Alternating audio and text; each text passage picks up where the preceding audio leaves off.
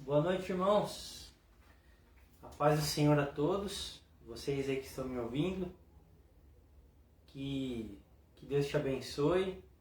Eu agradeço a Deus por mais essa oportunidade de poder estar aqui junto com os irmãos e poder compartilhar mais um estudozinho aqui da Palavra de Deus, né? Da Sagrada Escritura. Se você quiser, irmão, aí compartilhar com algum amigo, algum familiar aí, para ele estar assistindo a aula junto com a gente, tá bom? Para a gente estar podendo juntos aqui aprender, crescer na graça e no conhecimento. Você pode compartilhar aí, tá bom? E hoje, irmãos, eu gostaria de trazer um estudo sobre a carta de Paulo aos Coríntios, uma das igrejas fundadas pelo apóstolo Paulo, e é uma carta doutrinária, né? Onde Paulo ele trata sobre questões de moralidade, de caráter, com os cristãos da igreja de Corinto, da cidade de Corinto. E hoje, então, nós vamos entender um pouquinho do contexto dessa carta, qual é o tipo de ambiente que a igreja de Corinto vivia e enfrentava naquele tempo. E a gente vai perceber que é um tempo muito parecido, né? Os problemas que a igreja enfrentava, as heresias, as questões morais da época, são muito parecidas com hoje em dia e servem muito para nós hoje em dia. A gente pode tirar muitas lições do tempo que vivemos, né, dessa carta, questões doutrinárias, questões de moral, questões sobre a sã doutrina, onde Paulo trata com os irmãos de Corinto, sobre alguns assuntos que chegaram até ele de coisas que estavam acontecendo lá. Amém? Então hoje nós vamos estudar um pouquinho e a gente vai discorrer um pouquinho sobre alguns pontos que Paulo trata com a igreja de Corinto. Tá bom, irmãos? Então eu gostaria de começar falando sobre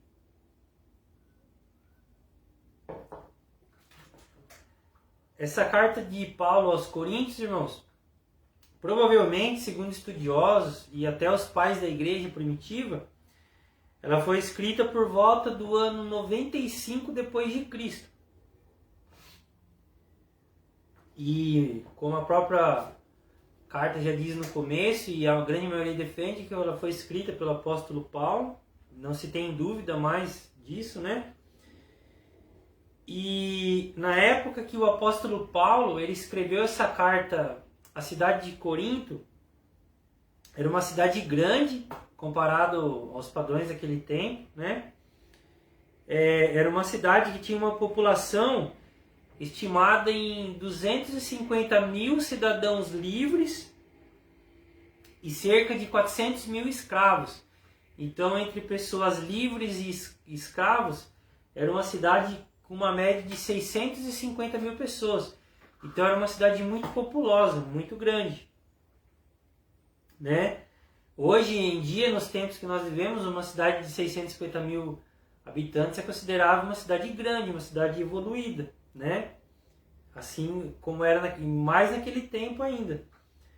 E devido à sua localização geográfica, ela constituía-se de uma faixa de terra ligando o continente com o mar Mediterrâneo, com acesso ao mar Mediterrâneo. Então era uma encruzilhada para viajantes e comerciantes de todas as partes do mundo. Então, irmãos, a cidade de Corinto, ela era uma cidade portuária. Ali havia um porto, né? Na verdade, 2 portos. E ali era uma cidade onde a maioria dos viajantes e comerciantes do mundo, eles paravam para descansar, para reabastecer navios. Então era uma cidade, irmãos, onde havia muito tráfego de pessoas, principalmente marinheiros, viajantes de navio, né? Então lá eles tinham 2 portos, né? Seus 2 importantes portos eram Cencreia que era um dos mais exuberantes do Mediterrâneo, um porto muito grande. E o outro era Lecaião, que era 2 quilômetros do Golfo de Corinto. Então, que faziam da cidade de Corinto um ponto estratégico e obrigatório de abastecimento de navios, de carga e descarga de navios. O comércio na cidade de Corinto era um dos mais exuberantes do Mediterrâneo. E a cultura cosmopolita, então lá eles tinham muitos templos religiosos do panteão dos deuses gregos, né? A deusa Afrodite, Apolo, Zeus, Poseidon. Então era uma cidade de um comércio muito grande, comercial, onde tinham muitos templos. A cidade de Corinto, irmãos, para você ter ideia, ela tinha 12 grandes templos. Sendo que um dos mais infames, maiores, se eu não me engano, ele é até considerado das 7 maravilhas do mundo antigo, uma das 7 maravilhas do mundo antigo, 8 maravilhas, se eu não me engano, que era o grande templo, a deusa Afrodite, né? Que era a grande deusa grega do amor. E nesse templo, somente nesse templo, todos os anos eram escolhidas 1000 mulheres, que elas se ofereciam como prostitutas sagradas para realizar cultos à deusa Afrodite. E como era esse culto? Era orgias mesmo. Os homens iam até esse templo, onde tinham essas 1000 prostitutas sagradas, e eles lá tinham relações sexuais numa grande orgia, e esses cultos imorais, né, de orgias, de relações sexuais, eles eram oferecidos como culto à deusa Afrodite. E além disso, como era uma cidade portuária onde haviam muitos marinheiros, era uma cidade onde havia muita imoralidade sexual, muita prostituição, irmãos. Porque onde tem um número muito grande de viajantes, né? Parece que quase se faz necessário sempre ter essa questão da prostituição. Então, além desse grande templo e dessas prostitutas sagradas, como eles chamavam, né? Havia também muita casa de prostituição para atender a demanda desse grande número de viajantes, de marinheiros que passavam por ali. Então, esse era o ambiente da cidade de Corinto, uma cidade de muita imoralidade. E mais para frente a gente vai entender um pouquinho até a questão, quando Paulo fala da mulher usar o véu, a gente vai discorrer, né? Por que a mulher usava o véu? Algumas questões que Paulo fala sobre a imoralidade que acontecia lá. Então eles tinham muito problema com isso. Essa primeira carta do apóstolo Paulo à igreja de Corinto, ela é uma carta de ordem prática doutrinária. E trata de problemas espirituais que tinham naquele lugar e morais, como se fosse um manual de teologia pastoral. Então ali Paulo, como um pastor, como um cuidador do rebanho da igreja de Deus, ele ficou sabendo por alguns irmãos de muitos problemas que estavam acontecendo ali, que eles estavam lidando. E o pessoal que estava à frente ali, né, do pastoreio da igreja, relata isso a Paulo, e Paulo então, por não estar ali, mas ele escreve uma carta doutrinária falando sobre alguns assuntos, alguns problemas que eles tinham enfrentado, eles pedem ali ajuda a Paulo de como lidar com esses problemas. E é isso que eu queria discorrer com os irmãos hoje nesse estudo, né? Do que a gente vai estudar. Então, irmãos, a gente vai ver que a igreja de Corinto, ela era uma igreja que, apesar de todos esses problemas né, de prostituição, Lá tinha aquela questão também de falsos mestres, tentando inserir heresias, os mestres judaizantes, os mestres gnósticos, esse problema com imoralidade. O que acontecia muito lá, a igreja de Corinto, ela era uma igreja que tinha muitos dons, principalmente pessoas que falavam em línguas. A gente vai entender aqui o que Paulo quer dizer. É uma igreja que era repleta de dons, mas muito escassa em questão do caráter, até pela sociedade que eles conviviam. E Paulo ele vai repreender eles, né? Até sobre essa questão. E a gente entende também nessa carta, a gente vai entender mais a fundo, que a questão dos dons espirituais não tem nada a ver com a pessoa, por ter dons, ela ser um crente espiritual. A gente vai entender que o dom ele não mostra quem a pessoa é na sua natureza, na sua nova natureza que foi dada por Cristo. O próprio Jesus disse que a árvore se conhece pelos frutos e não pelos dons. Então a gente vai entender algumas coisas também sobre esse contexto bem edificantes na nossa fé, no nosso conhecimento da palavra. Amém, irmãos? Então, irmãos, o que acontece? No capítulo 1, a gente vai entender, Paulo ele começa a sua carta, né, trazendo ali uma saudação à igreja de Deus que está em Corinto, aos santificados em Cristo Jesus e convocados para serem santos, juntamente com todos os que em toda parte invocam o nome de nosso Senhor Jesus Cristo, Senhor deles e nosso, graça e paz a vós outros da parte de Deus nosso Pai e do Senhor Jesus Cristo. Então Paulo ele começa saudando e ele já traz, a partir do versículo 4 no capítulo 1, sempre dou graças a Deus por vós, pela graça de Deus que vos foi concedida por Ele em Cristo Jesus. Pois em tudo fostes enriquecidos, nele em toda palavra e todo conhecimento, porquanto o testemunho de Cristo vos foi confirmado em vós, de maneira que não lhes falta nenhum dom espiritual. Então Paulo aqui já começa trazendo que por causa da graça de Deus, a eles não faltava nenhum dom espiritual, enquanto aguardais a revelação de nosso Senhor Jesus Cristo. Ele os conservará firmes até o fim, de modo que sereis irrepreensíveis no dia de nosso Senhor Jesus Cristo. Deus é fiel, por meio do qual fostes chamados à comunhão de seu Filho Jesus Cristo, nosso Senhor.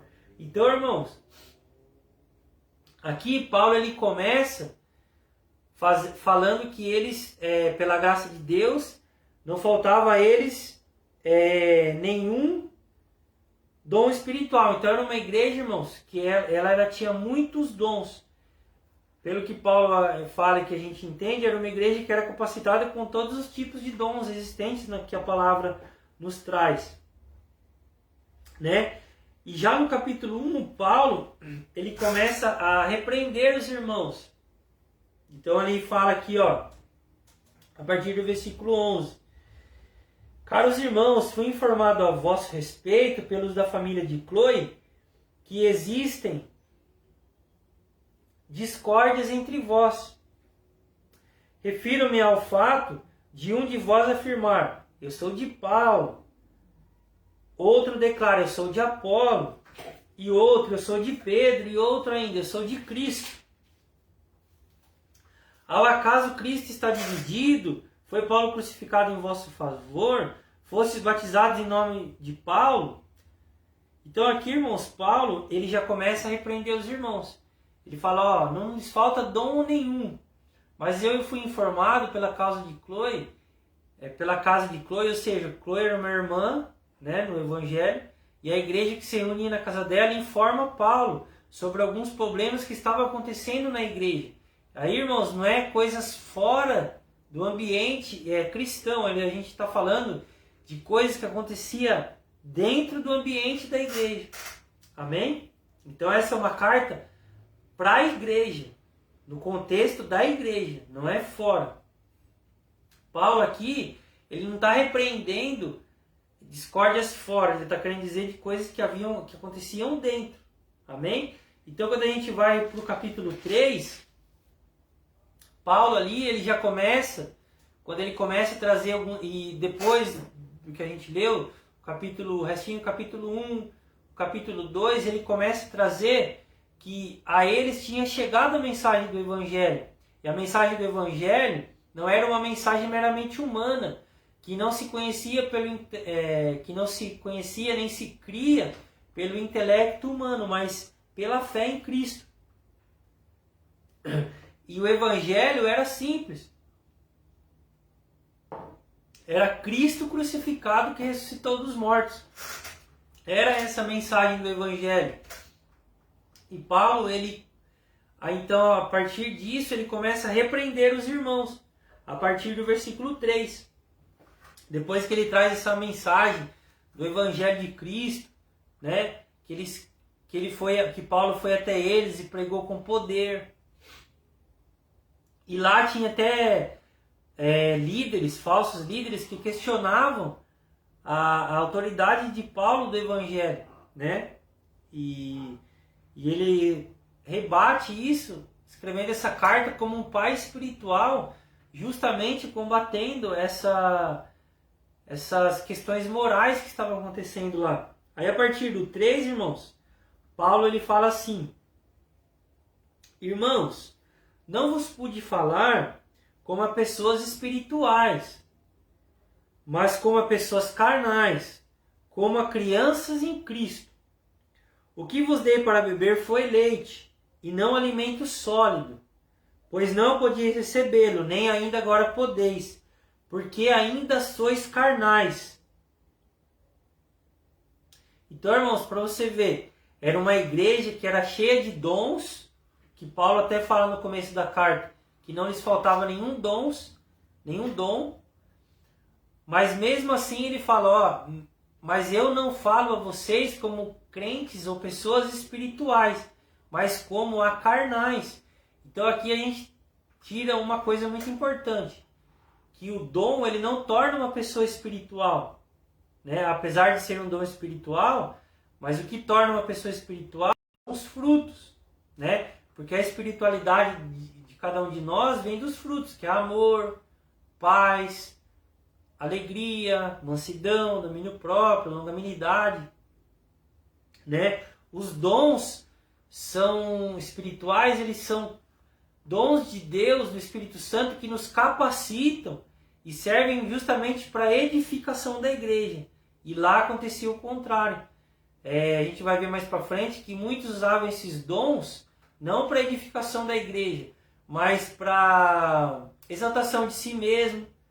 Usavam dons espirituais, mas na sua carnalidade, para querer dizer que eram mais espirituais do que os outros. E na verdade, eles, por causa disso, estavam sendo carnais. E é disso que Paulo trata, né, nessa carta.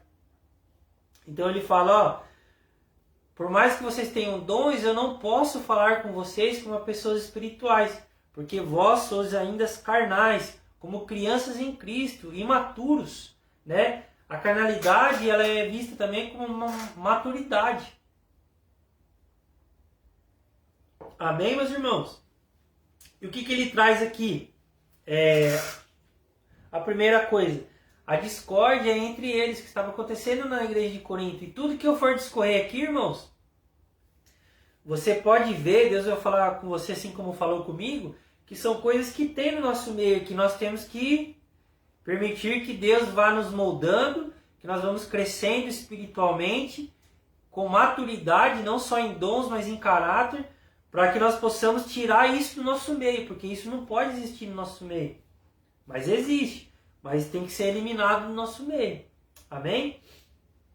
Então, irmãos, a primeira coisa, discórdia entre os irmãos. Então ele fala lá, capítulo 3, do 4 ao 9, olha o que ele fala. Pois, depois que ele fala que eles ainda são carnais, porque ainda sois carnais, visto que campeia entre vós todo tipo de inveja, discórdias. Por acaso não estáis sendo carnais, vivendo de acordo com os padrões exclusivamente mundanos? Pois quando alguém alega, eu sou de Paulo, e outro, Eu sou de Apolo. Apolo, irmãos, ele era um irmão também, que também passou um tempo ensinando ali na igreja de Corinto, né? Ele era também um grande mestre da palavra. A gente vê isso em Atos dos Apóstolos. Por isso que ele fala, eu sou de Apolo. Apolo era meu irmão, não é? O que ele está querendo dizer, não é lá do templo do deus Apolo, do deus grego Apolo. Era do Apolo, que ensinava também junto com Paulo, que ensinou ali. Outro, eu sou de Apolo. Não estás agindo absolutamente segundo os padrões dos homens? Quem é, portanto, Apolo? E quem é Paulo? Servos por intermédio dos quais viestes a crer. E isto conforme o ministério que o Senhor concedeu a cada um. Eu plantei, Apolo regou, mas foi Deus quem deu o crescimento.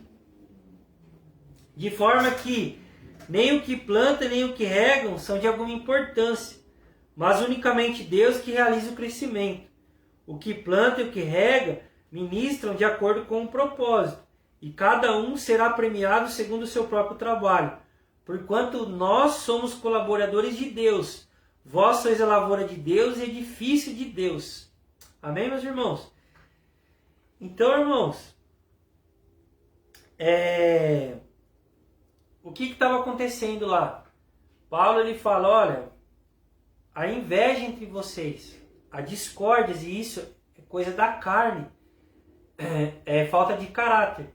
Porque vocês brigam, eu sou de Paulo, eu sou de Apolo, né? Porque Apolo pregou, uns creram, Paulo pregou, e começou aquela briga. E Paulo fala, eu e Apolo não temos importância nenhuma, porque um rega, o outro dá o crescimento, mas maior é Deus que rega e dá o crescimento. Então, irmãos, isso quer dizer o quê? Que nós, que pregamos e ensinamos, nós somos apenas colaboradores, como Paulo disse, né? E nós temos que ser de Cristo. Nós que ensinamos, pregamos, somos colaboradores. E fazemos isso para edificação da igreja mesmo, né? Hoje tem muita briga, por exemplo, aqui a gente pode ver que Paulo fala, eu sou de Cristo, eu sou de Paulo, outro eu sou de Apolo, mas Paulo ele fala o seguinte, que quem rega e dá o crescimento é Deus, e hoje é o contrário. Hoje, por exemplo, há brigas entre denominações, né? Então uns falam, eu sou de denominação tal, outro eu sou de denominação tal. Irmãos, não tem problema você ser de uma denominação, eu também sou. O problema é quando a gente põe a denominação acima de Cristo, acima do seu evangelho.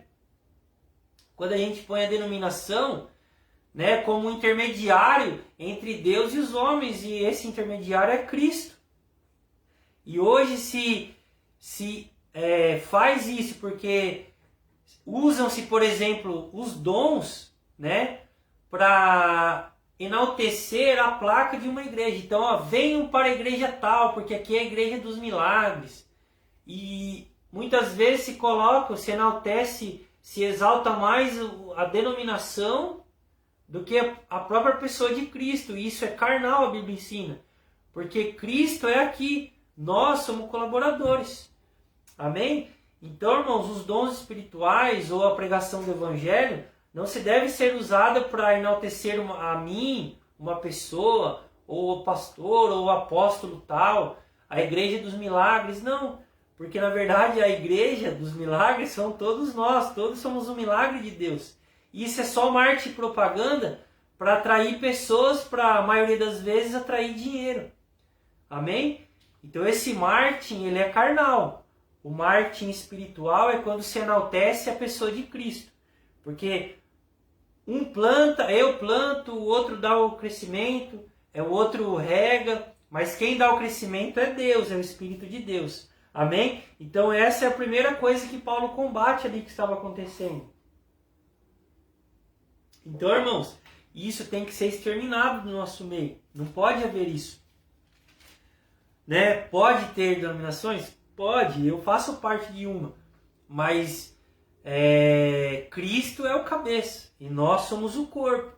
O corpo não tem nome, a igreja é invisível. Amém? Você pode congregar na denominação que você congrega, mas isso não significa nada no reino de Deus. Amém? Significa que você congrega ali com seus irmãos, que tem uma certa denominação. Não estou criticando isso. Mas a partir do momento que você coloca isso acima do Evangelho, acima da pessoa de Cristo, isso se torna uma coisa carnal, né? Fora do Evangelho de Cristo. Amém? A segunda coisa, irmãos, que Paulo fala, ele combate uma advertência que ele traz sobre a arrogância. Capítulo 4, no versículo 6, ele fala o seguinte: irmãos, ele fala assim antes, a partir do 4. Portanto, todas as pessoas devem nos considerar servos de Cristo, encarregados dos mistérios de Deus. Além disso, o que se requer de todos aqueles que têm essa responsabilidade é que vivam fielmente ao Evangelho, à palavra de Cristo. Quanto a mim, pouco me importa ser julgado por vós ou por qualquer tribunal humano. Em verdade, nem eu tão pouco julgo a mim mesmo. Porquanto, ainda que esteja consciente de que nada há contra mim, nem por isso me justifico, pois quem julga é o Senhor. Assim, nada julgueis antes da hora devida,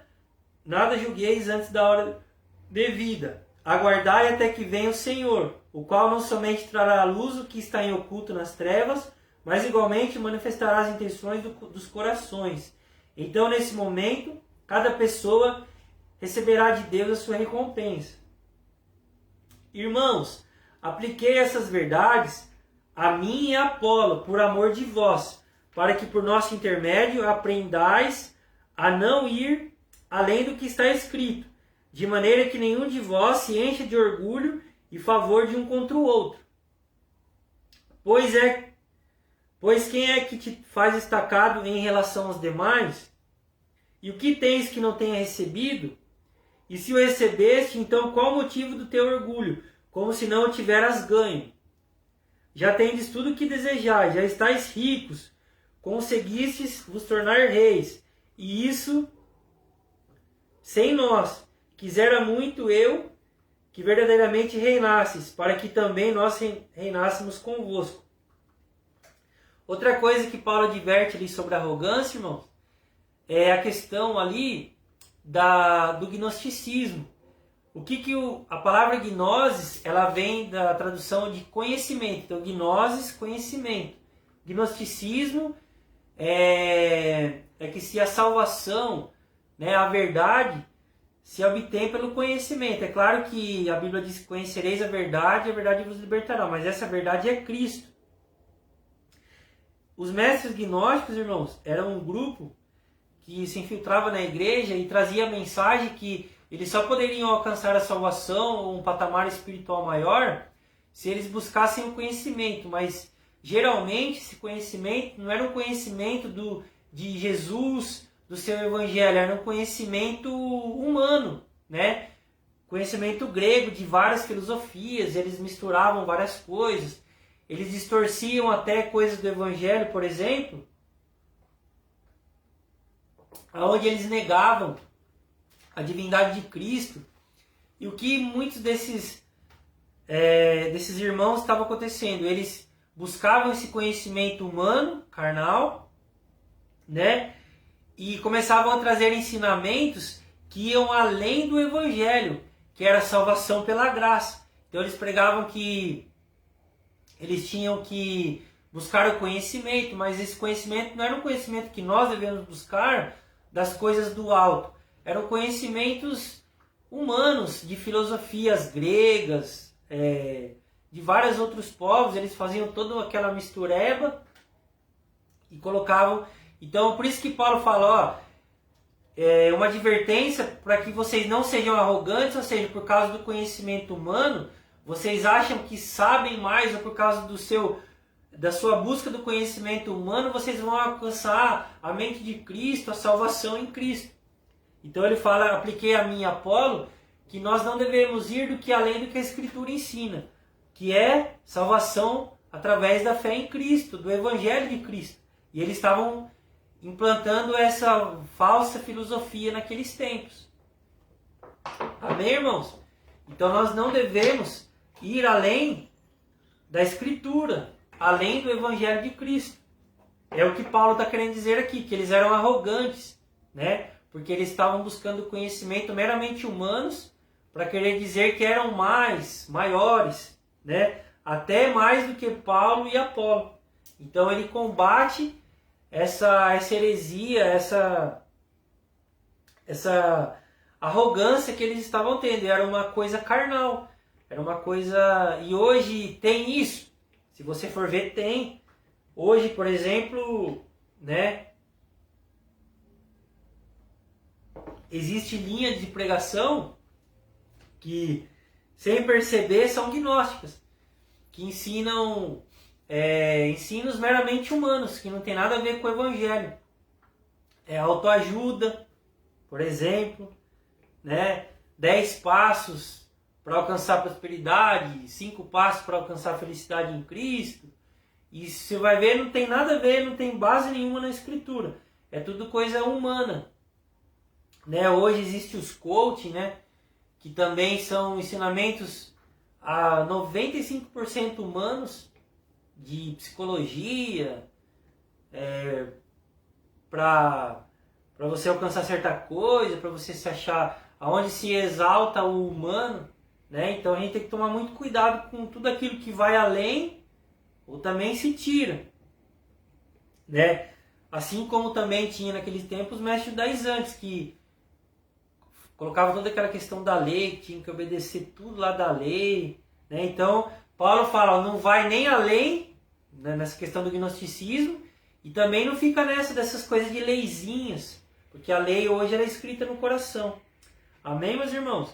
A gente tem que tomar muito cuidado com isso. Por isso que nós temos que crescer no conhecimento da verdade, do Evangelho de Jesus. A outra coisa que Paulo fala sobre, né, a questão deles serem arrogantes, no capítulo 5, ele fala assim, o que estava acontecendo? Uma imoralidade maior do que até se tinha fora da igreja. Como assim, irmãos? Paulo ficou sabendo, por alguns irmãos, que havia um dos irmãos lá, que congregava lá na igreja de Corinto, que ele estava tendo relações sexuais com a mulher de seu pai, que no caso ali não era a mãe dele, mas era a madrasta. E Paulo fala assim, olha, vocês são tão arrogantes, né, na questão de achar que tem um conhecimento maior, além do Evangelho. Vocês são tão arrogantes que se acham espirituais por causa dos dons, mas vocês não podem repugnar um ato desse. E Paulo vai no capítulo 5 e repreende eles por isso. E julga esse caso. Depois vocês quiserem ler lá. Então, irmãos, Paulo repreende por causa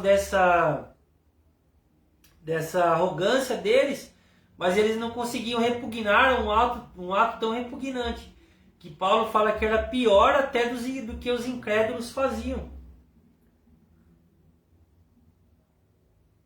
Então, tá cheio de gente hoje arrogante, e se nós formos, nós temos que nos arrepender e nos permitir ser moldados pelo Evangelho, a ponto da gente querer ser arrogante, achar que a gente conhece demais, né, que a gente é espiritual, e não repugnar o pecado. Não estou querendo falar de julgar os irmãos, mas repugnar atos que são horríveis que tem no nosso meio. Então Paulo também traz esse ensino ali, ele combate, além da imoralidade que estava acontecendo, que também não pode existir no nosso meio, a tal ponto de ser pior do que aqueles que não eram. Ele fala sobre essa arrogância que não é boa, que é maligna. Amém, meus irmãos? A quarta coisa que Paulo traz e repreende ali os irmãos é a questão de brigas e processos de um contra o outro. Então, o que estava acontecendo lá na igreja? Havia processos um irmão processando o outro. Então o irmão ia lá, enrolava o outro, aí o outro processava ele. E o que Paulo vai falar aqui que a gente vai ver, irmãos? Que além deles terem processos um contra o outro, que Paulo fala, que a gente vai ler que já era uma vergonha, eles não julgavam entre eles mesmos. Eles levavam esses processos diante de pagãos, diante de incrédulos para julgar. E isso era uma vergonha, porque quando alguém olha de fora, irmãos, já é vergonhoso ter processo. Já é vergonhoso ter no nosso meio um irmão enrolando o outro, um irmão passando a perna no outro, um irmão dando nó no outro, fazendo falcatrua com outro irmão, passando o irmão para trás. Então ele fala, só de ter isso já é vergonha. Pior ainda é vocês não poderem julgar esses casos, né? É você levar isso diante de incrédulos, juízes incrédulos. E ele vai falar, vocês não podem resolver isso? E ele até fala, você que foi caluniado não pode porventura ficar com prejuízo para evitar essa vergonha? Vamos ler lá, irmãos? Está no capítulo 6, ele fala assim, atreve-se alguém entre vós quando há litígio, ou seja, um processo contra o outro, levar o caso para ser julgado por pessoas pagãs e não pelos próprios santos, pelas pessoas da igreja? Ou desconheceis que os santos julgarão o mundo todo? E se o mundo será julgado por vós,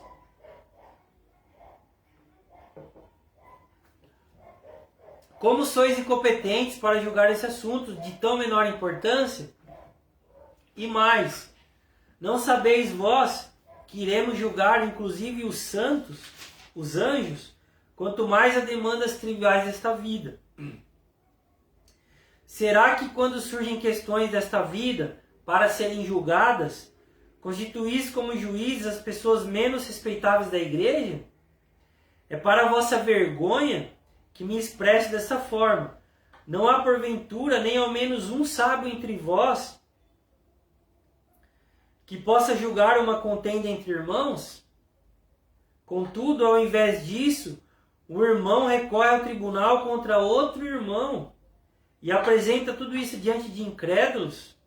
Só o fato de haver entre vós processos judiciais um contra os outros revela que já estáis derrotados. Em vez disso, por que não deis preferência a sofrer a injustiça? Por que não arqueis com o prejuízo? Entretanto, sois vós mesmos que praticais a injustiça e cometeis fraudes, e tudo isso contra seus próprios irmãos? Então, irmãos, para você ver, Paulo repreende eles porque era vergonhoso só de haver processos um contra o outro, né?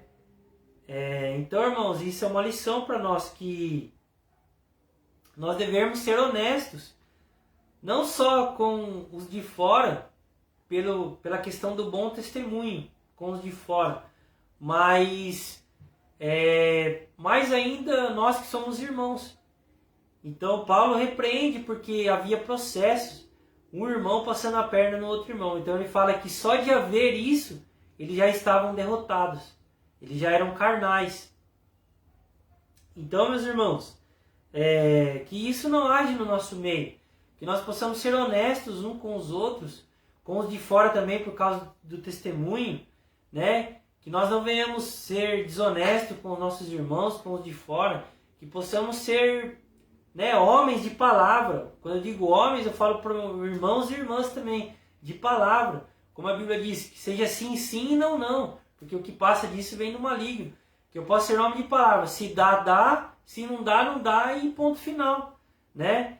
Que eu não venha passar os meus irmãos para trás. Que eu não venha ser um enganador.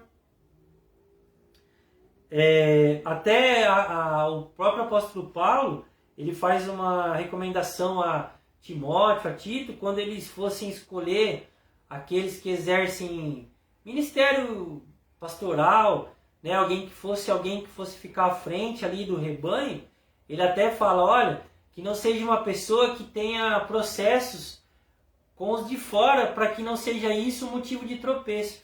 Então, irmãos, isso é um motivo de tropeço no qual sentido?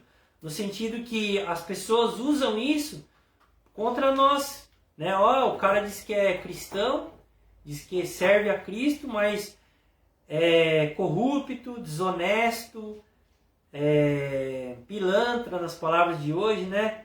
Então, irmãos, que isso não age no nosso meio, que nós possamos ser honestos uns com os outros, verdadeiros, né? Se dá, dá, se não dá, não dá. Amém? Isso é uma recomendação da Sagrada Escritura para nós.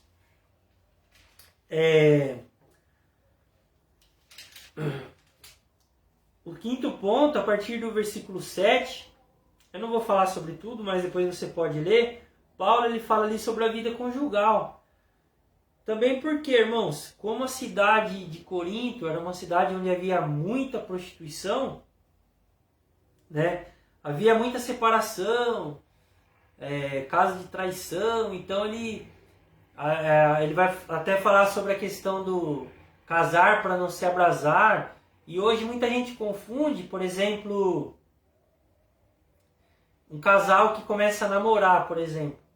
Então, se ensina que para que não caia no pecado da fornicação, né, do se abrasar, se case. E eu vou falar aqui o que eu vejo da palavra, que eu acho que, irmãos, para você cobrir um erro de não fornicar, você vai cometer um erro maior ainda, porque você vai se casar para você fazer sexo. Você vai fazer o caminho inverso.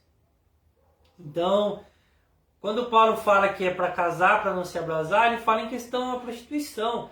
Mas, irmãos, o que Paulo está querendo dizer que não é para você casar, você tem que casar para você fazer sexo. O casamento, a base do casamento é o amor entre um ao outro, né? Então hoje tem gente que comete um erro maior, então para não fornicar, ele casa. Aonde se você casa sem amor, só para fazer sexo, na minha visão aqui, você está cometendo um pecado maior, porque quando você não casa por amor, logo você não vai suportar viver com aquela pessoa. Se você casar só por sexo, então você está casando, né? Uma responsabilidade muito maior diante de Deus e dos homens, para você saciar, para você não cometer o pecado porque você não consegue se controlar. Então você casa porque você acha que você não vai conseguir controlar, então, mas na verdade o evangelho, ele é um evangelho de graça que nos transforma, que faz com que as paixões da nossa carne sejam apagadas, né? Amém, meus irmãos? Então, aqui Paulo ele vai falar sobre a vida conjugal. Depois você pode ler, ele fala que é melhor estar solteiro. Ele vai descrever o porquê, entendeu? Tem gente que fala que ele eu já vi a gente falar que ele fala isso, então ele está indo contra uma ordem de Deus deu, de se casar, de multiplicar. Mas você vai entender o contexto que Paulo fala, irmãos, que quem consegue ficar solteiro, ele consegue se dedicar totalmente a Deus. E quem casa, ele pode se dedicar a Deus, não é isso que ele está querendo dizer, que não vai se dedicar a Deus. Mas ele tem que trabalhar, tem aqueles assuntos corriqueiros de trabalho, de sustentar a família. E quem não casa, né, ele consegue se dedicar ao ministério. O que Paulo está querendo dizer não é que você não deve casar, ele até fala, se você quer casar, você não comete pecado, mas é melhor que você esteja solteiro. Ali é um conselho que ele dá. É uma cidade de muita prostituição, né, de um mercado muito grande, né, de coisas muito corriqueiras. Então Paulo ele traz isso para tomar cuidado com a prostituição, com a imoralidade. Mas, irmãos, hoje eu vejo muito isso, né? Principalmente jovens. Os jovens muitas vezes casam imaturamente para supostamente não cair no pecado da prostituição, né? da fornicação, que é o sexo antes do casamento. Mas se você faz isso, se você casa, jovem, só porque você acha que você vai cair no pecado da fornicação, você está cometendo um erro maior ainda, né? Na verdade, esse erro maior não vai justificar o outro.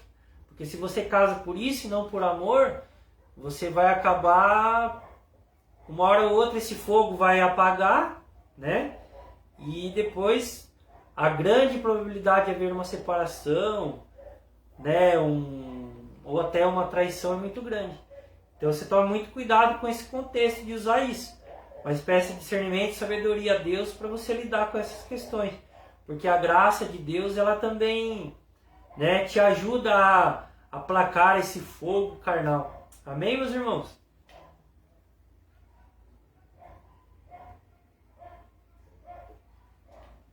Outra coisa que Paulo fala aqui, o 6º ponto, depois você lê lá sobre a questão do casamento, irmãos, o capítulo 7. É muito interessante você ler para você entender todo o contexto. Você pode ler, irmão, tranquilo, que é fácil de você entender o que Paulo está querendo dizer. Amém? Sobre casamento, sobre a questão de você, por opção, se manter ali solteiro, para você se dedicar totalmente ao Senhor, ao serviço do ministério. E no capítulo 8, 6º ponto, ele fala sobre os alimentos oferecidos a ídolos, né? Então o que ele traz aqui, irmãos? Que ele estava acontecendo lá. Como era uma cidade onde havia muitos templos pagãos a outros deuses, e uma cidade onde tinha um mercado muito grande, o que acontecia, irmãos? O contexto desse assunto. Muitas coisas que se vendiam no mercado lá, né, ali nas barraquinhas, vamos dizer assim, no mercado, eram coisas que vinham desses templos. Então eles ofereciam essas coisas mais a deuses, a outros deuses, e muitas dessas coisas iam para se vender no mercado. Então, tipo, era difícil você saber o que foi oferecido, o que não foi oferecido. O que Paulo vai falar aqui, o capítulo 8, e depois também ele discorre no capítulo 10, é que a gente não perguntar nada. Porque quando você dá graças a Deus, tudo é de Deus. Até porque era difícil saber o que foi oferecido em sacrifício, o que não foi.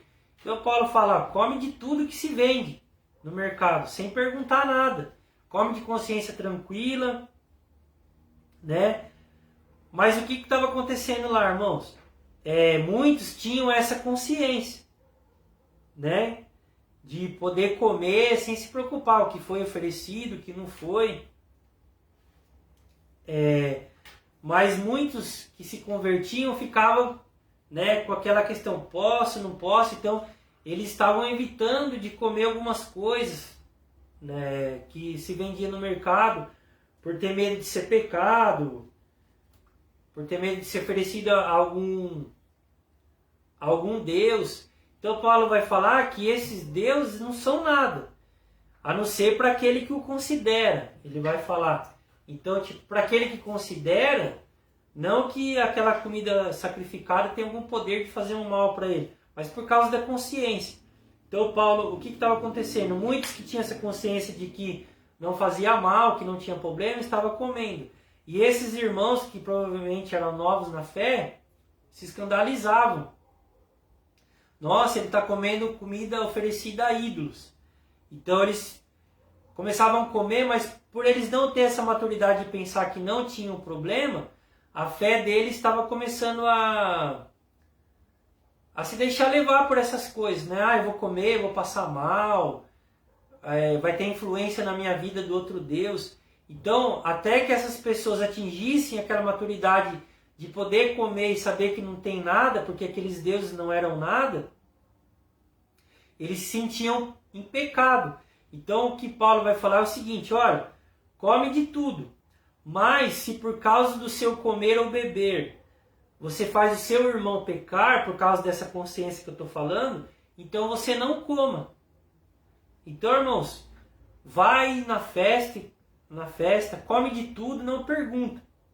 Você pode comer tranquilo, porque quando você dá graças a Deus, tudo é de Deus. E esses deuses não significam nada. Pode ser oferecido a outro Deus, mas não significa nada. A não ser para aquele que o considera. Porque ele vai definhando aquilo na fé dele, ele acha que ele está pecando, né? Por exemplo, eu vou comer um chocolate que foi oferecido a um Deus pagão.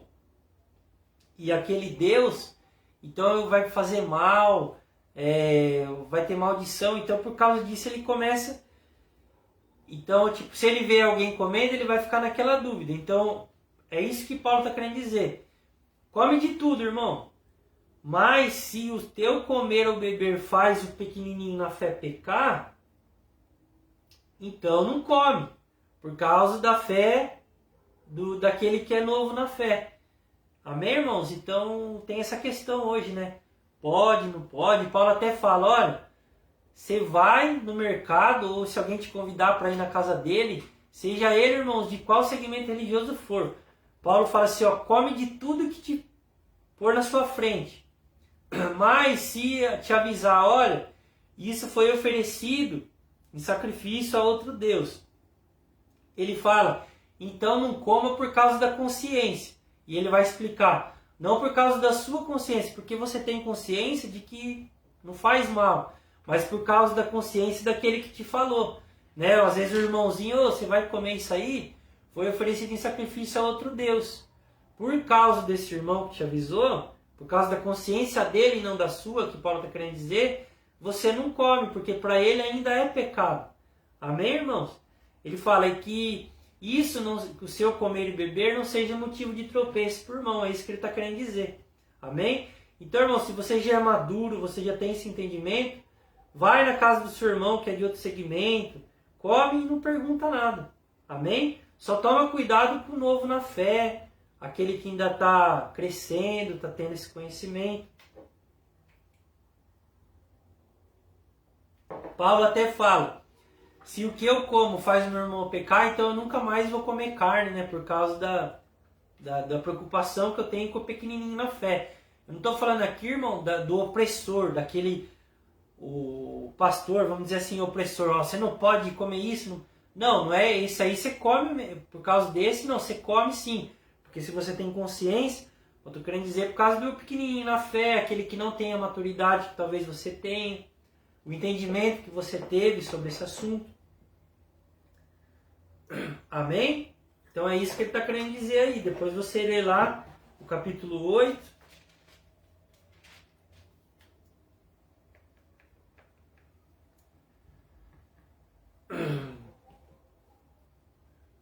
Aí tem uma questão também, irmãos, que às vezes eu não vejo muito, mas tem aquela questão do véu, né? Que fala lá que a mulher colocava o véu.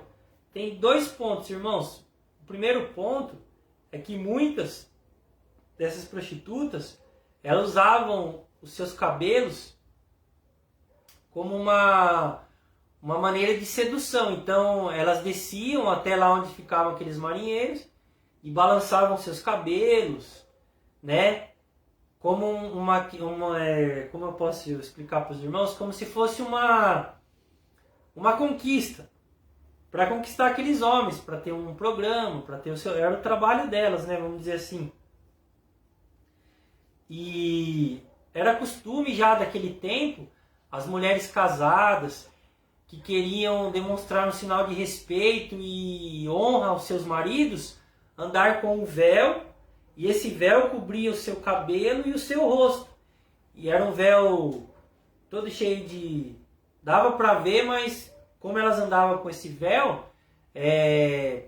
era um sinal de que elas tinham um compromisso, que elas honravam seus maridos, né? Ao contrário do que as prostitutas usavam. Tinha esse ponto e tinha outro ponto também, irmãos, que naquele tempo, principalmente na cidade de Corinto, muitas prostitutas, aquelas prostitutas do templo considerada deusa Afrodite, e também mulheres que eram pegas em adultério naquele tempo, como sinal de, como elas foram pegas num ato de desonra, rasparem a sua cabeça, né? E Paulo fala isso também, por exemplo, quando uma prostituta ou uma mulher adúltera, ela se convertia e Deus mudava os seus caminhos para mostrar para aqueles homens que estavam ali procurando por prostituição, ver que elas não eram mulheres da vida, ou mulheres que tinham honra, elas também colocavam um véu até que os seus cabelos crescessem também, ou lá, porque era costume usar o véu. Então o véu, irmãos, tem esse contexto de honra ao marido e até essa questão das prostitutas para diferir, né? Até que o cabelo delas crescesse e pudesse se divergir. Então é uma questão cultural que Paulo trata. Amém? O 8º ponto é a exortação quanto à ceia do Senhor. Outra questão que Paulo chama atenção é o que estava acontecendo na ceia.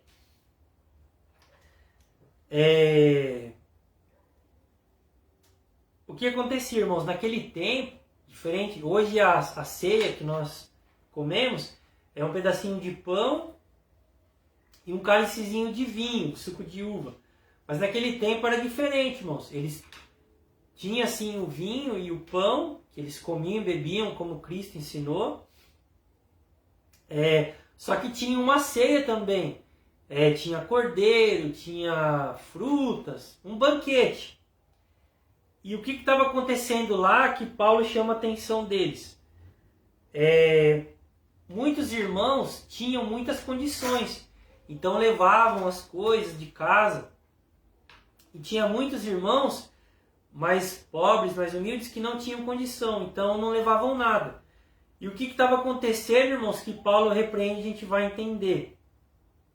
Esses que tinham muita coisa, levavam e comiam tudo.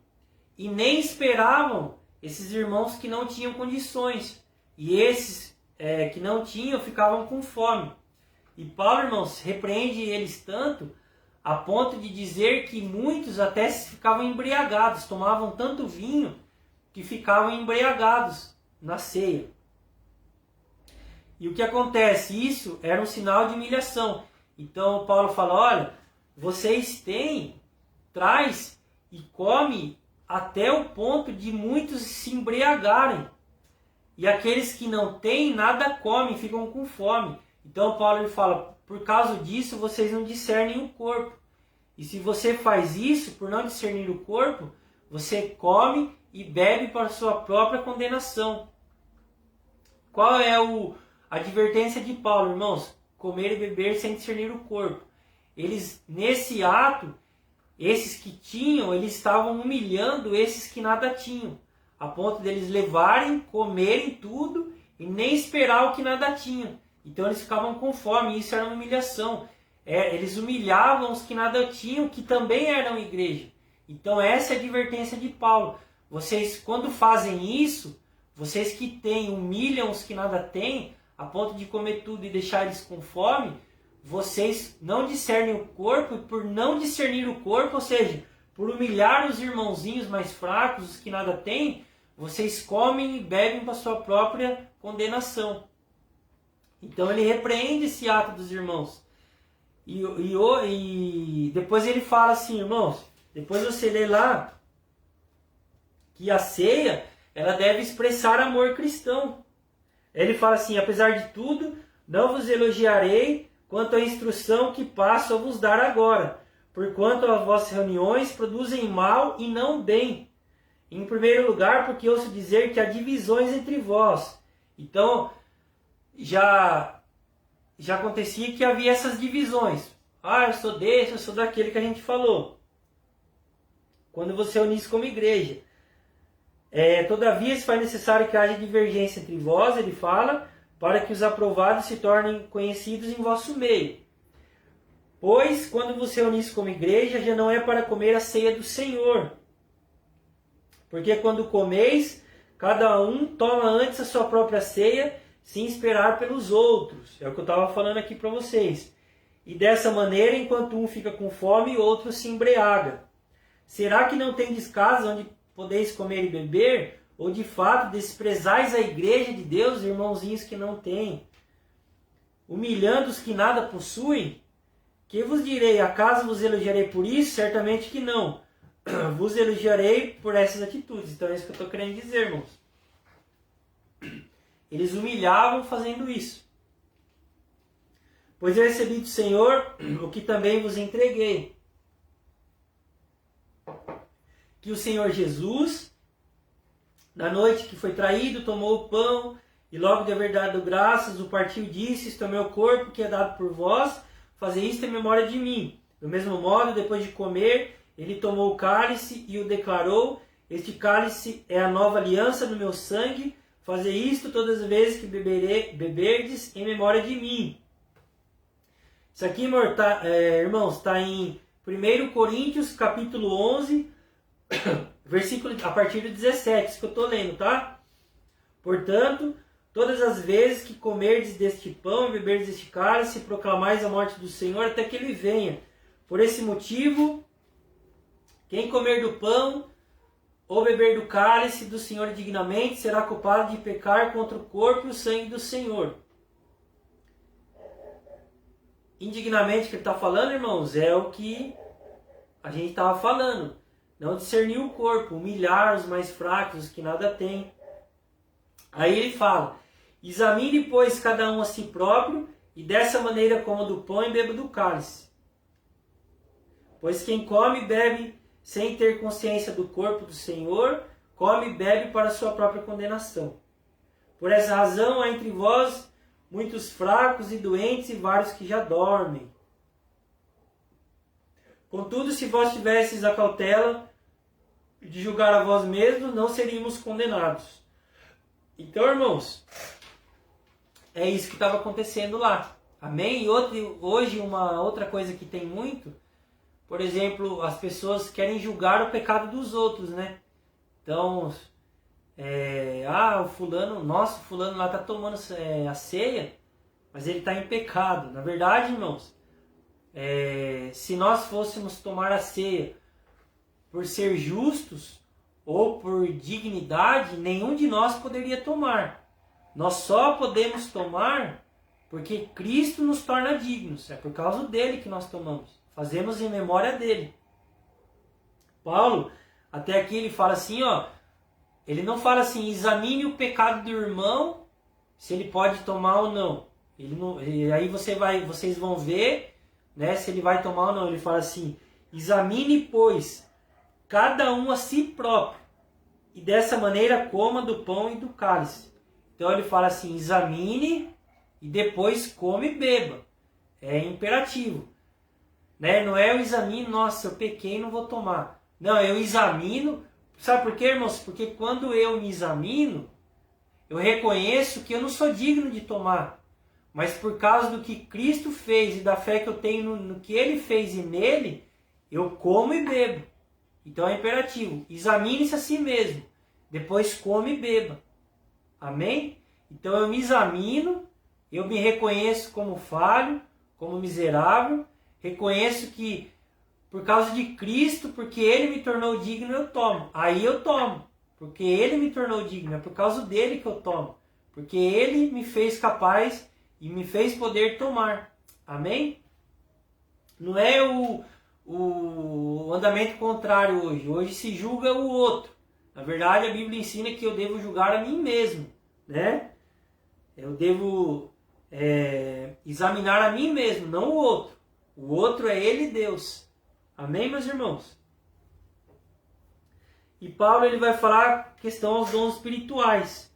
É a penúltima coisa que eu queria trazer, irmãos. A igreja de Corinto era uma igreja que tinha muitos dons. E principalmente dom de línguas. Só que o que estava acontecendo lá, irmãos? Eles usavam esses dons para sua autopromoção. Então, o que a gente estudou muito aqui, que Paulo vai repreender agora, a partir do capítulo 12, é que eles falavam em línguas, e quanto mais línguas eles falavam, mais espirituais eles se consideravam, e os demais os consideravam. E isso, na verdade, não era, eles não usavam isso com amor para edificação da igreja. Eles usavam isso para autopromoção, para dizer que eram os espirituais. E Paulo se repreende, e até Paulo traz um ensino.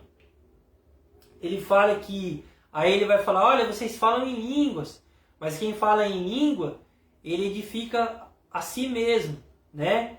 Ele edifica somente ele, porque em espírito ele fala as coisas para Deus.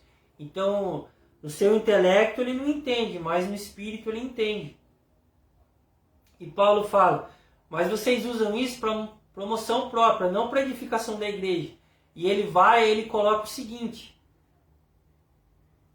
E aí você vai entender o porquê que ele faz essa colocação. Ele fala, olha, queria eu que mais do que falar em língua, vocês profetizassem.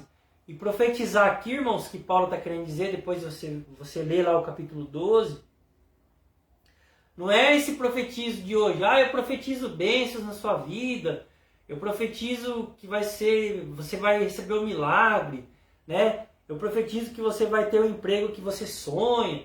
Não é esse tipo de profecia. A profecia que Paulo está querendo dizer aqui, irmãos, é sobre a doutrina, é sobre a exortação, a consolação, através do que? Da pregação do Evangelho.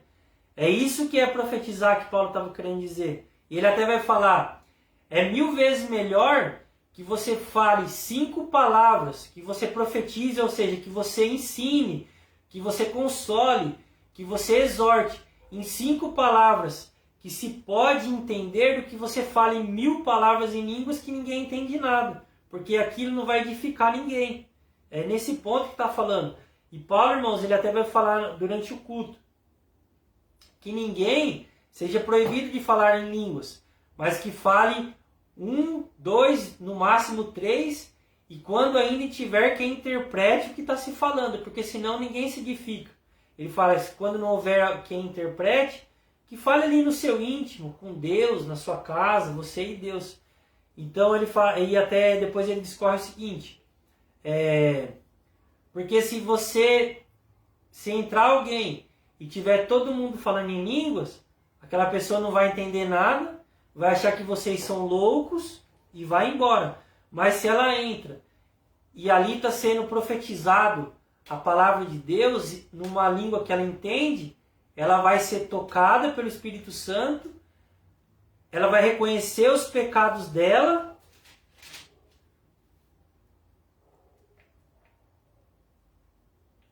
ela vai reconhecer os pecados dela e ela vai se dobrar a Deus e se converter.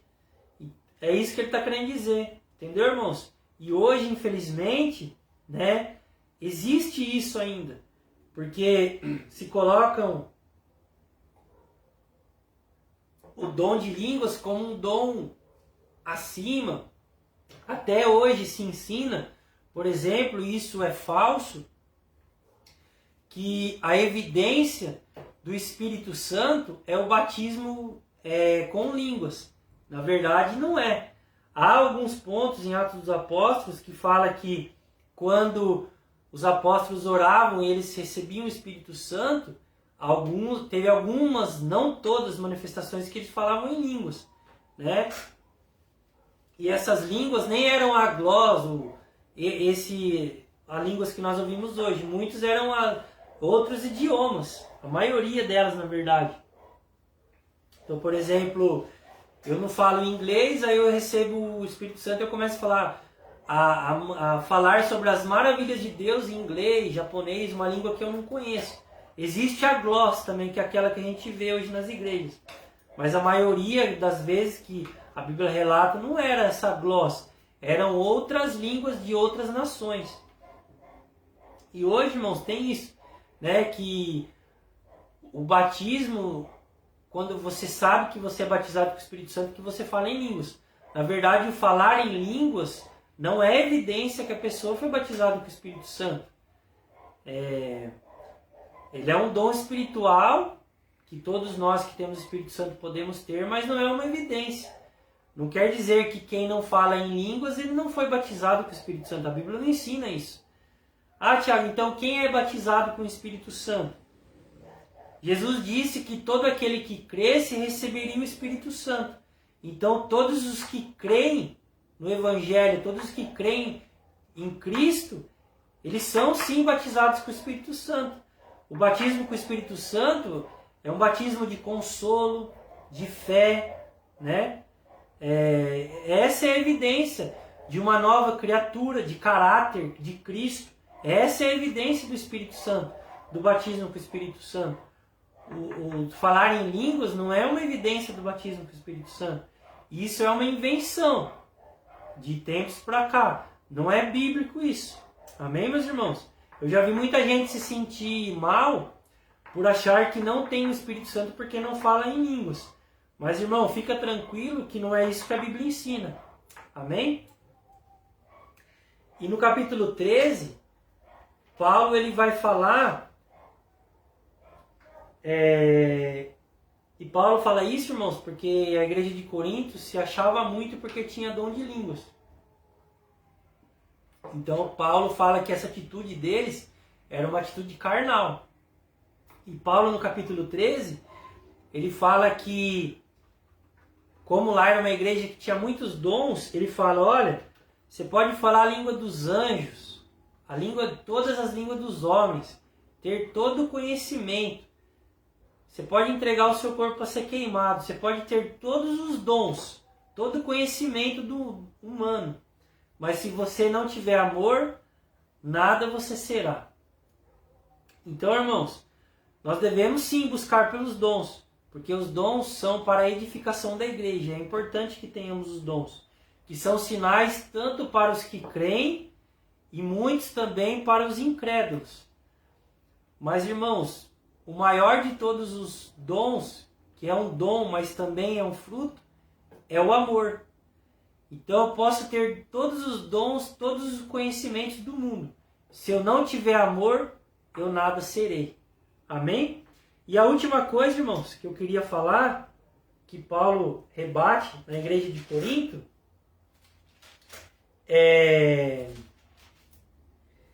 ele fala sobre a ressurreição de Cristo é real. Por quê, irmãos?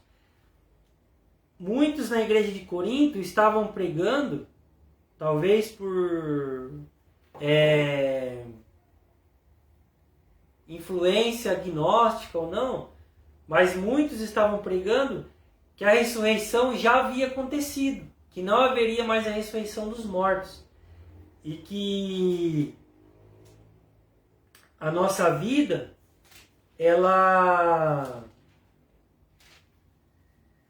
Então, olha lá, ó, alguns em Corinto estavam afirmando não haver ressurreição do corpo. Então, eles acham que não haveria mais a ressurreição. Nós morreríamos e acabaria. Então, Paulo, ele combate essa heresia que estava sendo pregada por eles. Então, eles acreditavam que morreu, acabou. E Paulo ele vai falar, olha, se não há ressurreição, se Cristo não ressuscitou dos mortos, logo nós também não ressuscitaremos no último dia. Então vã é a nossa fé. Tudo que nós ensinamos, tudo que nós cremos não vale de nada. Se não há ressurreição dos mortos, não vale de nada. E ele até fala, se a nossa esperança é em Cristo e se está somente nesta vida, ou seja, se não há ressurreição para uma nova vida, então nós somos os mais miseráveis dos homens. Se Cristo não ressuscitou, então também nós não vamos ressuscitar e vã é tudo que nós ensinamos. Então ele fala, então comemos, bebemos e depois morremos. Mas nós sabemos que não é assim. Cristo ressuscitou e nós também ressuscitaremos com ele. Amém, meus irmãos? Então, ó, por exemplo, para os gregos, toda a matéria era considerada como inerentemente má. Por isso, deveria ser aniquilada pela morte, o fim de todo mortal. Então, quando isso aqui, por ser mal, morresse, né, nós não receberíamos um novo corpo.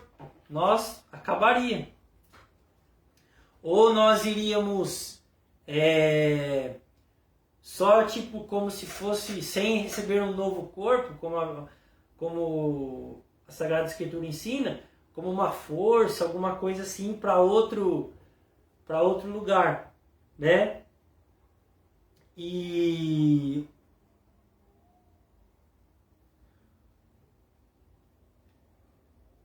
do outro lado, os judeus criam que cada átomo sepultado ressuscitaria literalmente.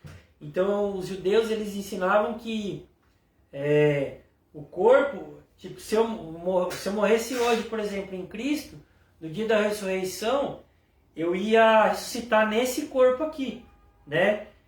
E Paulo ele combate essas duas heresias. Ele fala que haveria ressurreição dos mortos, sim, mas não seria essa carne corruptível, que é corruptível, que é má, né? Mas nós ressuscitaríamos, assim como Jesus ressuscitou, né? Em corpos incorruptíveis, em corpos glorificados, que não conhece a corrupção, mas haveria sim a ressurreição dos mortos. Amém, meus irmãos? Então ele combate essa heresia. Amém? Então há sim a ressurreição dos mortos. Ele combateu essa heresia. Tem hoje? Pouco, mas tem. Né? Há muita gente, por exemplo, que não acredita. A gente que se diz cristão, eu já ouvi, que não acredita que Jesus ressuscitou. E a gente que se diz cristão, que duvida da ressurreição dos mortos, que eu não sei dizer se vai ter outra vida, mas Paulo combate isso, né? Com toda certeza, assim como Cristo disse, que houve ressurreição sim. Ele até no capítulo 15, irmãos, depois você lê lá, ele fala que Jesus ele apareceu aos 12 apóstolos, a Maria Madalena, e a mais 500 irmãos antes de ser levado aos céus. E a grande maioria deles morreu por causa desse testemunho. Então essa é uma verdade. Amém? Se nós não cremos nessa verdade, tudo que nós cremos é vão. Mas com toda fé e segurança em nosso Senhor Jesus, nós cremos que Ele ressuscitou e que nós ressuscitaremos também. Amém, meus irmãos? Espero que você tenha sido abençoado por essa palavra, por esse ensino. Peço desculpa por ser um pouquinho mais de tempo, aqui tinha muito assunto que eu não podia deixar de falar. E que em nome de Jesus, o Espírito Santo nos conduza espiritualmente para que nós possamos crescer, não ser mais crianças na fé, mas homens e mulheres maduros na fé, e permitir que todas essas obras da carne sejam tiradas do nosso meio. Que Deus abençoe sua vida, sua noite, que você seja edificado por essa palavra. É uma alegria muito grande, irmãos, estar aqui compartilhando com vocês esse ensino. Amém? Que Deus me capacite, te capacite a cada dia, que você possa crescer no conhecimento, na graça e da verdade do Senhor, e que você seja abençoado em todos os seus caminhos para a glória de Deus. Um beijo no coração, fiquem com Deus, irmãos. A paz a todos.